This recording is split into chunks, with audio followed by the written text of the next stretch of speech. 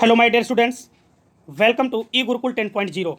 Today we are going to discuss class 10th DOE worksheet number 9 and today topic is pair of linear equation in two variables. Subtopic consistency and inconsistency of pair of linear equation और system of linear equation.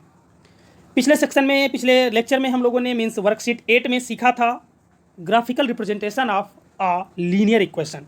किसी linear equation का graphical representation सीख लिया था, graphical solution भी सीखा था।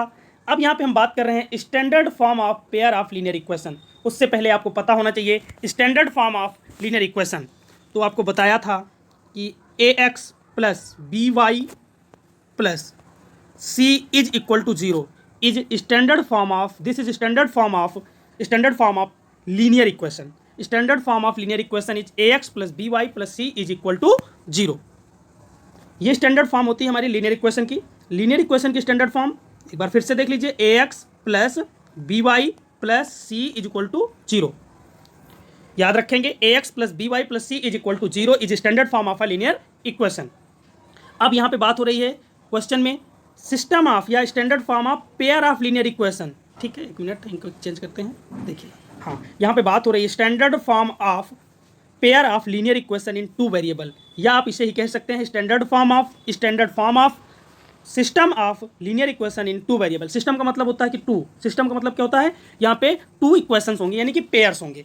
ठीक है, तो वहाँ पे हमने क्या देखा था, वहाँ पे हम देखा था हमने कि ax plus b y plus c equal to zero is standard form of linear equation. अब हमें क्या करना है, यहाँ पे पेयर बनाने हैं, मीन्स दो इक्वेशन लेके चलनी है पेयर। ठीक है, तो हम क्या करेंगे, एक ले लेंगे a1x plus b1y plus c1 is equal to zero, दूसरा ले लेंगे a2x plus b2y plus c2 is equal to zero, where a1 not is equal to zero, a1 not is equal to zero, b1 not is equal to zero, b1 not is equal to zero, a2 not is equal to zero, b2 not is equal to zero. Means coefficient of x and y not is equal to zero. Means x और y के coefficient zero नहीं हो सकते, क्योंकि अगर मान लीजिए यहाँ पे थोड़ी देर के लिए मान लीजिए कि a1 is equal to zero हो गया तो ये हमारी इक्वेशन क्या कन्वर्ट हो जाएगी, ये तो पूरा जीरो हो जाएगा और ये हो जाएगा बेटा b1y plus c1 is equal to zero. Means that is linear equation in one variable. b1y plus c1 is equal to zero, ये लीनियर इक्वेशन है लेकिन किस में, वन वेरिएबल में। तो यहाँ पे ना तो a1 का यानी कि ना तो x का कोफिशिएंट जीरो होना चाहिए, ना तो y का कोफिशिएंट जीरो होना चाहिए। बाकी कांस्टेंट टर्म कुछ भी हो चलेगा, ठीक है, लेकिन a1 और a1 a2 a1 b2 या a2 b2 a1 b1 या a2 b2 इनमें से कोई भी कोफिशिएंट जीरो नहीं होना चाहिए। Means coefficient of x not is equal to zero and coefficient of y not is equal to zero. ठीक है, तो ये हो गया हमारा, ये फॉर्म जो होगा वो होगा system of linear equation in two variable और pair of linear equation in two variable. ठीक है, अच्छा कंडीशंस देखी थी हमने। एक लाइन थी, मान लीजिए कि हमारे पास हम लोगों ने ग्राफिकल रिप्रेजेंटेशन पढ़ा था। ग्राफिकल रिप्रेजेंटेशन में आपने पढ़ा था कोऑर्डिनेट ज्योमेट्री में ही तो आप करते हो। ठीक है, पॉइंट्स को निकाल के ये करते हो। मान लेते हैं ये हमारा क्वाड्रेंट है। ठीक है, हमने क्या किया, एक लाइन थी हमारे पास, दो लाइन थी। ठीक है, हमने क्या किया बेटा, एक लाइन का ग्राफ ऐसे खींच दिया। ठीक है, ये एक इक्वेशन का ग्राफ हो गया हमारा, कोई एक इक्वेशन था। मान लेते हैं ये था हमारा a1x plus b1y plus c1 is equal to zero का ग्राफ हो गया। ठीक है, दूसरा ग्राफ हमने खींच दिया a2x plus b2y plus c2 का, वो क्या हुआ, वो इस तरह से हो गया। ठीक है, कहीं भी हो गया, कोई कंडीशन होगी दोनों लाइंस के ग्राफ की। देखेंगे अभी तीन कंडीशन इस तरह से आएंगी। ये हमारा a2x plus b2y plus c2 is equal to zero का ग्राफ है। दोनों के ग्राफ हमने खींच लिए। अब देखिए दोनों लाइंस, या तो तीन कंडीशन यहाँ पे हमारे पास सामने आ सकती हैं। एक कंडीशन बेटा ये हो सकती है, एक कंडीशन ये हो सकती है कि ये दोनों लाइंस एक दूसरे को कहीं इंटरसेक्ट कर दें। क्या हो, ये दोनों एक दूसरे को कहीं इंटरसेक्ट कर दें, ये कहीं इंटरसेक्ट कर सकती हैं। दूसरी कंडीशन क्या हो सकती है कि हो सकता है कि ये लाइन और दूसरी लाइन दोनों क्या हो, कोइंसिडेंट हो जाएं, यानी कि सॉरी हाँ एक मिनट रुकेंगे, दोनों एक दूसरे के ऊपर से चली जाएं। ठीक है, ये थी और इसी के जस्ट ऊपर से दूसरी लाइन चली गई। ठीक है, दूसरी लाइन भी इसी के जस्ट ऊपर से चली गई, एकदम ऊपर से चली गई। ठीक है, ये दूसरी लाइन है, दोनों लाइंस एक दूसरे के ऊपर से पास हो रही हैं, यानी कि ओवरलैपिंग कर रही हैं। क्या कर रही हैं बेटा, ओवरलैपिंग की कंडीशन बोलते हैं इसे, ओवरलैपिंग की, जस्ट एक दूसरे के ऊपर। अच्छा, तीसरी कंडीशन ये हो सकती है बेटा कि ये लाइन और हमारी दूसरी लाइन, ये लाइन ऐसी सिचुएशन में हो कि कभी भी दोनों एक दूसरे को ना काटें, कभी भी। यही तीन कंडीशन बन सकती हैं, या तो वो दोनों एक दूसरे को क्रॉस कर सकती हैं, या वो एक दूसरे को ओवरलैप कर सकती हैं, या वो क्या कर सकती हैं, इक्वी डिस्टेंस हो सकती हैं एक दूसरे से, ठीक है। लाइंस क्या होंगी, इक्वी डिस्टेंस होंगी। तो ये तीनों कंडीशंस यहाँ पे बेटा दिखाई गई हैं, समझिएगा। यही तीन कंडीशंस हमारे पास बनेंगी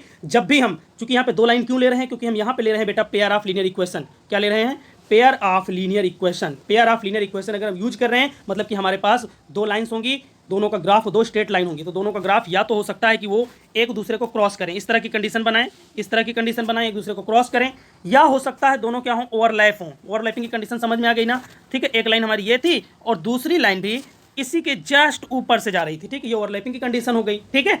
और तीसरी कंडीशन ये हो सकती है कि वो दोनों लाइन क्या हो, एक दूसरे से इक्वी डिस्टेंस हो। इक्वी डिस्टेंस का मतलब क्या होता है, पैरेलल लाइन ही तो होती हैं, एक moves, line moves eight equi distance, ठीक है, यानी कि वो क्या हो, एक दूसरे से इक्वी डिस्टेंस हो, यानी कि इक्वल डिस्टेंस पे हो कंडीशंस। तो ये हो गई बेटा हमारी, इन्हें बोलेंगे क्रॉसिंग लाइंस। क्या बोलेंगे, क्रॉसिंग लाइंस। क्या बोलेंगे, क्रॉसिंग लाइंस, या इन्हें ही बोलते हैं हम इंटरसेक्टिंग लाइन, इंटरसेक्टिंग लाइंस, ठीक है, इंटरसेक्टिंग लाइंस, क्योंकि एक दूसरे को क्रॉस कर रही है ना, क्या करेंगे, क्रॉस, तो इन्हें क्रॉसिंग लाइंस बोल दीजिए, या इन्हें ही आप बोल दीजिए इंटरसेक्टिंग लाइंस। अच्छा, दूसरा क्या है, ये दोनों एक दूसरे के ऊपर क्या कर रही हैं, ओवरलैप हो रही हैं। क्या हो रही हैं, तो इन्हें आप ओवरलैपिंग लाइंस बोल दीजिए, या इन्हें ही आप बोल दीजिए कोइंसिडेंट लाइंस, कोइंसिडेंट लाइंस। और ये क्या कर रही हैं, ये दोनों एक दूसरे के क्या हैं, पैरेलल हैं, या कह सकते हैं lines move at equal distance, line move at equal distance, या इसे ही आप बोलेंगे पैरेलल लाइंस। कैसी लाइंस होंगी बेटा, पैरेलल लाइंस, ठीक है, पैरेलल लाइंस भी बोल सकते हैं। तो ये तीन कंडीशंस हमारे सामने आएंगी। चलिएगा, अब बात करते हैं सॉल्यूशंस की इनके। देखो अब तीनों कंडीशंस एक बार फिगर में समझ लेना बेटा, ये हो सकता है। अब देखो ये दोनों एक दूसरे को, हमें पता है जहां पे एक दूसरे को इंटरसेक्ट करेंगी वहीं से हमें सॉल्यूशन मिलते हैं, ठीक है। देखो ये एक ही जगह पे इंटरसेक्ट कर रहा है, ये क्या है, एक जगह पे इंटरसेक्ट कर रहा है, तो यहाँ पे कितना सोल्यूशन होगा, ओनली वन सोल्यूशन होगा। अच्छा, ये दोनों देखो एक दूसरे के जस्ट ऊपर से गई हुई हैं, एक दूसरे के जस्ट ऊपर से गई हुई ना, ओवरलैप कर रही हैं। क्या कर रही हैं, दोनों ओवरलैप कर रही हैं। तो जहां पे भी आप एक्स की वैल्यू लोगे उसे वहीं पे दूसरी वाई की वैल्यू भी मिल जाएगी, और एक्स और वाई की वैल्यू किसी भी पॉइंट पे वही हमारी सोल्यूशन होती है, ठीक है। तो यहाँ पे ऐसे बहुत से इनफाइनाइट पॉइंट्स हो जाएंगे, ये लाइन बहुत बड़ी होंगी, कंटिन्यू यहाँ पे हमारे पास ना बेटा इनफाइनाइट पॉइंट्स हो जाएंगे। कितने पॉइंट्स हो जाएंगे, इनफाइनाइट पॉइंट्स हो सकते हैं, इनफाइनाइट पॉइंट्स हो सकते हैं। अब जब हमारे पास इनफाइनाइट पॉइंट्स होंगे तो हमारे पास ऐसे बहुत से पॉइंट्स होंगे, इनफाइनाइट पॉइंट्स होंगे, तो इनफाइनाइट सॉल्यूशन भी होंगे। अब देखिए, जब लाइन एक दूसरे को कहीं भी नहीं काटेंगी, कहीं भी इंटरसेक्ट नहीं करेंगी, दोनों लाइंस अगर एक दूसरे को कहीं भी इंटरसेक्ट नहीं कर रही, ये वाली कंडीशन की बात कर रहे हैं। अब जब इंटरसेक्ट नहीं करेंगी तो कोई सॉल्यूशन नहीं होगा। तो इस कंडीशन में ना, इस कंडीशन में इनफाइनाइट सॉल्यूशन होते हैं। क्या होंगे, इनफाइनाइट सॉल्यूशन होंगे। इस कंडीशन में हमारे पास इनफाइनाइट सॉल्यूशन होंगे, और इस कंडीशन में बेटा नो सॉल्यूशन होंगे, ठीक है। यहाँ पे वन सॉल्यूशन, यहाँ इनफाइनाइट सॉल्यूशन, और यहाँ पे नो सॉल्यूशन, यानी कि कोई भी सॉल्यूशन नहीं होगा। चलिएगा, कंडीशन समझेंगे। अब हमें समझना है कंसिस्टेंसी और इनकंसिस्टेंसी, यानी कि कब हमारे पास linear pair of linear equation जो होगा वो क्या होगा, कंसिस्टेंट कब होगा और इनकंसिस्टेंट कब होगा। तो मेरी बात को समझना और ध्यान से समझना। देखिएगा बेटा, कंसिस्टेंट होने के लिए सिर्फ एक कंडीशन है, ठीक है। System of linear pair of equation, system of बोल दीजिए, सिस्टम ऑफ लीनियर इक्वेशंस, या बोल दीजिए pair of linear equations inconsistent if they have eight least one solution, यानी कि कम से कम वन सॉल्यूशन हो। कम से कम कितना होना चाहिए बेटा, वन सॉल्यूशन होना चाहिए। ज़्यादा से ज़्यादा जितने भी होंगे चलेगा, लेकिन कम से कम वन सॉल्यूशन होना चाहिए। किस लिए, कंसिस्टेंसी की कंडीशन के लिए, यानी कि जो हमारा इक्वेशंस होंगे, यानी कि पेयर ऑफ लीनियर इक्वेशंस होंगे, वो कंसिस्टेंट होंगे कब, अगर उनके पास एट लीस्ट वन सॉल्यूशन है। और इनकंसिस्टेंट कब होंगे, जस्ट इसका opposite. Pair of linear equation is inconsistent if they have no any solution, यानी कि अगर एट लीस्ट, यानी कि कम से कम अगर एक सॉल्यूशन होगा हमारे पास, तो क्या होंगे बेटा, कंसिस्टेंट होंगे। क्या होंगे, कंसिस्टेंट होंगे। लेकिन अगर हमारे पास कोई भी सॉल्यूशन नहीं है, तो इनकंसिस्टेंट होगा, ठीक है। चलिएगा, कंडीशन और इस शर्तें सभी समझेंगे। देखिएगा बेटा, यहाँ पे अब हम कैसे चेक करेंगे, देखिएगा, यहाँ पे सॉल्यूशन टू टाइप्स के होंगे हमारे। एक तो होगा कंसिस्टेंट, दूसरा क्या, इनकंसिस्टेंट, ठीक है। और कंसिस्टेंट कब होंगे, तो देखो यहाँ पे आपको इस कंडीशन में बेटा वन सॉल्यूशन मिल रहा था, और इस कंडीशन पे इनफाइनाइट सॉल्यूशन मिल रहे थे। तो मतलब कि इन दोनों कंडीशंस पे आपको सॉल्यूशन मिल रहे हैं। जब आपको सॉल्यूशन मिल रहे हैं तो क्या होगा, कंसिस्टेंट होगा, यानी कि ये दोनों जो कंडीशंस होंगी बेटा वो क्या होंगी, कंसिस्टेंसी की कंडीशन होंगी। कौन सी कंडीशन होंगी साहब, कंसिस्टेंसी की कंडीशन होंगी, यानी कि ये क्या होंगी, ये दोनों कंसिस्टेंसी की कंडीशन होंगी। और इस कंडीशन में आपको देखो कहीं पे एक दूसरे को इंटरसेक्ट नहीं कर रही तीसरी कंडीशन, तो यहाँ पे कोई भी सॉल्यूशन नहीं होगा। और ये हमारी इनकंसिस्टेंसी की कंडीशन होगी। किसकी, इनकंसिस्टेंसी, यानी कि हमारे पास जो पेयर ऑफ लीनियर इक्वेशन होगा वो क्या होगा, इनकंसिस्टेंट होगा। क्यों होगा, क्योंकि यहाँ पे कोई भी सोल्यूशन नहीं है। मेरी बात समझ में आ चुकी होगी, ठीक है। अब देखिए यहाँ पे दो चीजें आपकी कंफर्म हो गई, तो सोल्यूशन या तो कंसिस्टेंट होंगे या तो इनकंसिस्टेंट होंगे। कंसिस्टेंट कब होंगे, जब उनके पास यूनिक सोल्यूशन होगा, यानी कि ओनली वन सोल्यूशन होगा। दूसरा, इनफाइनाइट सोल्यूशन होगा, यानी कि अगर उनके पास इनफाइनाइट सोल्यूशन है तो इसका मतलब क्या होंगे, कंसिस्टेंट होंगे। अगर नो सोल्यूशन होगा तो इनकंसिस्टेंट होंगे, ठीक है। ये सारी चीजें क्लियर हुई। अब देखिएगा, अब हम कैसे चेक करेंगे कि कब यूनिक सोल्यूशन होगा, कब इनफाइनाइट सोल्यूशन होगा, कब नो सोल्यूशन होगा। तो इसके लिए मेरी बात समझना, बहुत गौर से बात समझना, ठीक है बेटा। देखिएगा, सबसे पहले आप जो भी आपको एक पेयर ऑफ लीनियर इक्वेशंस दी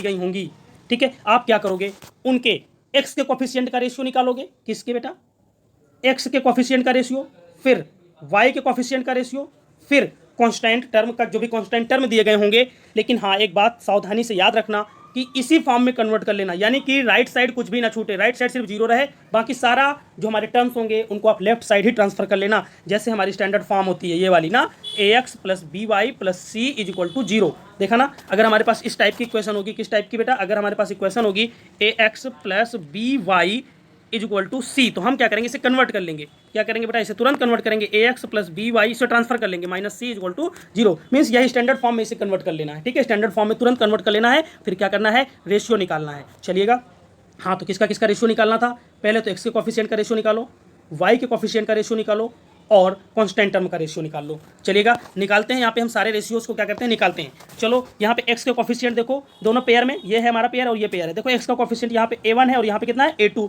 तो सबसे पहला काम होगा, हम a1 बाई a2 और साइन सहित लेंगे। ऐसा ना हो कि माइनस छोड़ दें, प्लस छोड़ दें। प्लस तो कोई दिक्कत नहीं करेगा, लेकिन अगर आप माइनस छोड़ दोगे तो क्वेश्चन गलत हो जाएगा। तो पहला काम हो गया बेटा, यहाँ पे a1 बाई a2 आपने निकाल लिया। और दूसरा काम आपको क्या करना है, y के कोफिशिएंट का रेशियो निकालना है। यहाँ पे पहले इक्वेशन में y का कोफिशिएंट b1 है और दूसरे इक्वेशन में y का कोफिशिएंट जो है वो b2 है, ठीक है। क्या है, b2 है। चलिएगा, अब क्या करेंगे, कांस्टेंट टर्म का रेशियो निकालो, c1 रेशियो c2 निकाल दिया। अब आप ये चेक करेंगे, अब क्या करोगे, आप चेक करना शुरू करोगे। चेक करोगे तुरंत ही पता चल जाएगा। पहले आप, ये हमारा फर्स्ट रेशियो है, ये सेकंड रेशियो है और ये थर्ड रेशियो, ये तीनों रेशियो हैं। अब देखिए, अगर इस कंडीशन में आपके पास a1 अपान a2, यानी कि ये दोनों फर्स्ट और सेकंड रेशियो इक्वल ना हो, क्या हो बेटा, इक्वल ना हो। अगर a1 upon a2 does not equal b1 upon b2, a1 upon a2 not equal b1 upon b2, hence we can say pair of linear equation have only one solution. Pair of linear equation has only one solution, means equations have, pair of linear equations has unique solution, a unique solution.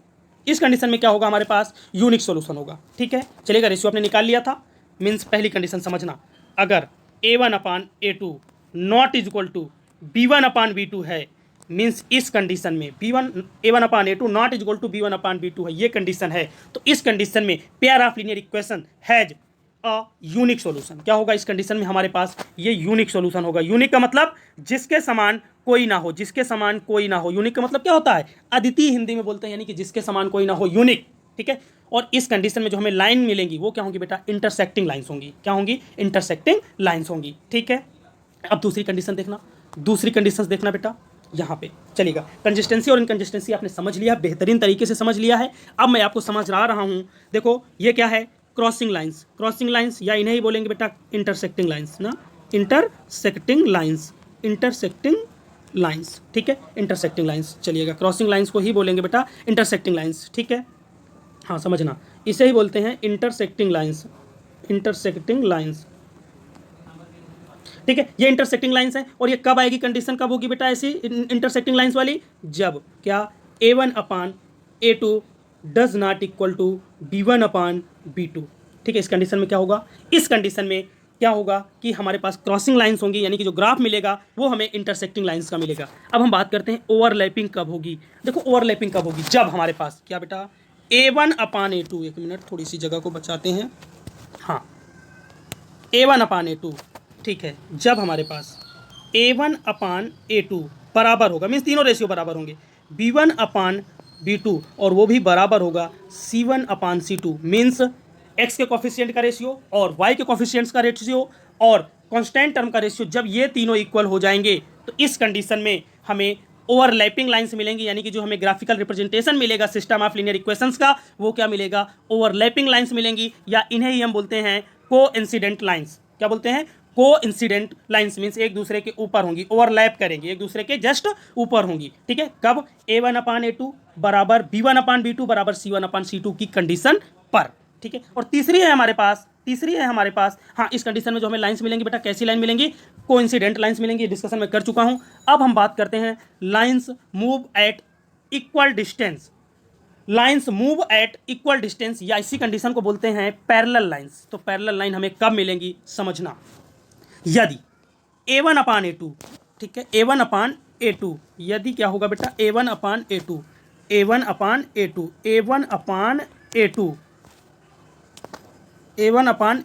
Equal हो किसके, B1/B2 के, but does not equal C1/C2, means ये दोनों ratio x और x के coefficient का ratio और y के कॉफिशिएंट का रेशियो क्या हो बेटा, ये तो दोनों इक्वल हो, लेकिन C1/C2 जो है यानी कि कांस्टेंट टर्म का जो रेशियो वो इक्वल ना हो, तो इस कंडीशन को बोलते हैं पैरेलल लाइंस। क्या बोलते हैं बेटा, इस कंडीशन में पैरेलल लाइंस होगी, हमारे पास पैरेलल लाइंस होंगी, ठीक है। तो ये सारी चीज़ें आप समझ चुके हो, एक बार मैं फिर से आपको रिमाइंड करवा देता हूँ बेटा। हमारे पास इक्वेशन कब हमारे पास कंसिस्टेंट होंगे, जब या तो उनके पास उनका कोई यूनिक सोल्यूशन हो, या तो उनका कोई क्या हो, यूनिक सोल्यूशन हो, या वहाँ पे इनफाइनाइट सोल्यूशन हो, मींस एटलीस्ट वन सोल्यूशन होना चाहिए, या तो कोई एक वन सोल्यूशन हो जाए या इनफाइनाइट सोल्यूशन हो जाए। और कंडीशन क्या होगी बेटा, A1/A2 not equal to B1/B2, ठीक है। और जो ग्राफ मिलेगा हमें कैसा मिलेगा, इंटरसेक्टिंग लाइंस मिलेंगी, ठीक है, कैसी लाइंस मिलेंगी, इंटरसेक्टिंग लाइंस। और इस कंडीशन की बात करते हैं, ओवरलैपिंग लाइंस या कोइंसिडेंट लाइंस कब मिलेंगी, जब A1/A2 बराबर होगा B1/B2 बराबर होगा C1/C2 के। और पैरेलल लाइंस कब मिलेंगी, जब A1/A2 बराबर B1/B2 not equal to C1/C2 होगा, तब क्या होगा बेटा, जो ग्राफ मिलेगा means graphical representation system of linear equations का जो होगा वो क्या होगा, पैरेलल लाइंस होंगी। तीनों कंडीशन आपके सामने हैं और आपने बेहतरीन तरीके से समझ लिया है, क्योंकि ये आपके एग्जाम में ना बेटा ये आएंगे क्वेश्चंस, बोर्ड एग्जाम में क्वेश्चंस बनेंगे, यहाँ से 100% बनेंगे। तो आप वर्कशीट को सिर्फ एक होमवर्क ना समझें, इसे आप सही तरीके से करें, ठीक है। चलिएगा आगे चलते हैं बेटा, कुछ क्वेश्चंस दिए गए हैं आपके लिए, आपको करना है, पहले समझना है बेटा। यहाँ पे देखिएगा, हाँ, यहाँ पे देखो इक्वेशंस दी गई है हमें, पहले वाला पार्ट में देखना बेटा, यहाँ पे समझाया भी गया है बहुत अच्छे तरीके से। देखो दो इक्वेशन दी गई है, यहाँ पे सिस्टम ऑफ लीनियर इक्वेशन दिया गया है, x - 2y + 1 = 0, दूसरा दिया गया है 3x + 4y - 20 = 0। अच्छा, यहाँ पे देखो जो A1 का वैल्यू है कितना है बेटा, A1 का वैल्यू जो है 1 है, A1 = कितना है 1, और B1 = कितना है -2, और C1 = कितना है +1, ठीक है। फिर इसके बाद A2 = यहाँ पे दिया गया है 3, और B2 = दिया गया है बेटा 4, और C2 = दिया गया है -20। मैंने क्या बताया, सबसे पहले दोनों का रेशियो निकालो, A1/A2 का रेशियो निकाल लो बेटा, यानी कि x के कॉफिशिएंट का रेशियो निकाल लो। अब देखो बेटा, यहाँ पे x के कॉफिशिएंट का जो रेशियो आएगा, ठीक है, ये मैं यहाँ पे x लिख लेता हूँ और यहाँ पे y लिख देता हूँ और यहाँ पे c, ठीक है, तो आपके समझने के लिए थोड़ा सा आसान हो जाएगा। देखिएगा, ये हो जाएगा बेटा x के कॉफिशिएंट का रेशियो, मैं सीधा लिख रहा हूँ, ठीक है, कॉफिशिएंट लिखता हूँ। देखो पहले वाले में x का कॉफिशिएंट कितना है बेटा 1, दूसरे वाले में कितना आया 3, तो 1/3 हो जाएगा, ठीक है। और देखो y के कॉफिशिएंट ले लो बेटा, -2/4, तो कैंसिल करोगे तो -1/2 हो जाएगा, ठीक है। और ये भी ले लो, कांस्टेंट टर्म को ले ही लो, ठीक है, तो ये 1/-20 हो जाएगा। अब देखो यहाँ पे ये A1/A2 है और ये क्या बेटा -1/2, देखो दोनों इक्वल नहीं है ना, दोनों क्या है, इक्वल नहीं है। और जब इक्वल नहीं तो आपको पता था कौन सी कंडीशन थी बेटा, इस सिचुएशन में जो हमारा सिस्टम ऑफ लीनियर इक्वेशन होगा वो क्या होता है बेटा, इस कंडीशन में वो कंसिस्टेंट होता है, पेयर जो होता है हमारा वो क्या होता है, कंसिस्टेंट होता है, कंसिस्टेंट होगा, क्या होगा, कंसिस्टेंट होगा, और यूनिक सॉल्यूशन होगा। क्या होगा बेटा, यूनिक सॉल्यूशन होगा, और लाइंस क्या होंगी, इंटरसेक्टिंग लाइंस होंगी, एक दूसरे को इंटरसेक्ट करेंगी, ठीक है। तो पहली वाली जो कंडीशन है बेटा वो क्या है, क्योंकि यहाँ पे A1/A2 does not equal to B1/B2, means pair of linear equation जो है वो कंसिस्टेंट है, सॉल्यूशन क्या है, यूनिक सॉल्यूशन है, और जो ग्राफ मिलेगा वो इंटरसेक्टिंग लाइंस मिलेंगी। कैसी लाइंस मिलेंगी, इंटरसेक्टिंग लाइंस। दूसरे वाले में भी आप सेम करोगे तो क्या होगा बेटा, ये हो जाएगा 2/4, मतलब ये भी आ जाएगा हमारा क्या 1/2, इसके बाद 1/2, और यहाँ पे 3/6 है तो ये भी आएगा 1/2, और ये -9/-18 है तो ये भी 1/2 हो जाएगा। मीन्स A1/A2 बराबर आ चुका है B1/B2 बराबर C1/C2 के। और इन दिस कंडीशन आपको पता है मीन्स क्या होता है, इनफाइनाइट मेनली सॉल्यूशंस होते हैं, क्या होते हैं, इनफाइनाइट मेनली सॉल्यूशन, ठीक है। अब इनफाइनाइट मेनी सॉल्यूशन जब होंगे तो हमारे पास, और कंसिस्टेंसी की कंडीशन क्या होती है, कंसिस्टेंसी सिर्फ इतना कहती है कि एटलीस्ट वन सोल्यूशन होना चाहिए। तो यहाँ पे तो मेन ही सोल्यूशन है, मीन्स जो पेयर होगा हमारा, पेयर ऑफ लीनियर इक्वेशन होगा, वो क्या होगा, कंसिस्टेंट होगा। क्या होगा, कंसिस्टेंट होगा। और इनफाइनाइट सोल्यूशन होंगे। और लाइंस कैसी मिलेंगी, ओवरलैपिंग लाइंस मिलेंगी, या आप कह सकते हो इन्हीं को क्या बोलते हैं बेटा, कोइंसिडेंट लाइंस। कैसी लाइंस होंगी बेटा, इस कंडीशन में दोनों कोइंसिडेंट होंगी, दोनों जस्ट एक दूसरे के ऊपर होंगी, जस्ट एक दूसरे के ऊपर होगी ये, और उसके ऊपर ही दूसरी लाइन होगी। ठीक है, दोनों क्या होंगी, ओवरलैप करेंगी और इनफाइनाइट सोल्यूशन होंगे। तीसरी कंडीशन में देखना बेटा, A1/A2 का रेशियो कितना हो जाएगा, 1/2। अच्छा, B1/B2 का रेशियो कितना हो जाएगा, वो भी 2/4 यानी कि 1/2 हो जाएगा। C1/C2 देखो, -4/-12 कितना हो जाएगा, 1/3। तो हम यहाँ पे देख रहे हैं ये दोनों तो इक्वल है, लेकिन ये क्या है, नॉट इक्वल है। Means A1/A2 is equal to B1/B2 does not equal to C1/C2। और ये कंडीशन हमने पढ़ी थी, ये कंडीशन कौन सी थी, ये कंडीशन जो थी, इस कंडीशन में हमारे पास नो सोल्यूशन होता है। क्या होता है बेटा, नो सोल्यूशन। और जहाँ पे नो सोल्यूशन होगा, जहाँ पे कोई भी सोल्यूशन नहीं होगा, तो वहाँ पे जो हमारा system of pair of linear equation है, सिस्टम ऑफ लीनियर इक्वेशन है, वो क्या होगा, इनकंसिस्टेंट होगा। इस कंडीशन में क्या होगा, ये इनकंसिस्टेंट होगा, इनकंसिस्टेंट होगा। ठीक है, ये इनकंसिस्टेंट होगा और नो सोल्यूशन होगा। और जो ग्राफ मिलेगा, जो ग्राफिकल रिप्रेजेंटेशन हम करेंगे इस कंडीशन में, ग्राफ कैसा मिलेगा, पैरेलल लाइंस। इस कंडीशन में इंटरसेक्टिंग लाइंस, इस कंडीशन में क्या होगा, ओवरलैपिंग लाइंस मिलेंगी। ठीक है, तीनों चीजें क्लियर हो चुकी हैं बेटा। अब अगले कुछ आपको क्वेश्चंस दिए गए हैं, उन क्वेश्चन को मैं करता हूं, और एक क्वेश्चन लास्ट का मैं आपके लिए छोड़ूंगा, वो कमेंट सेक्शन में आपको कमेंट में जवाब देना होगा।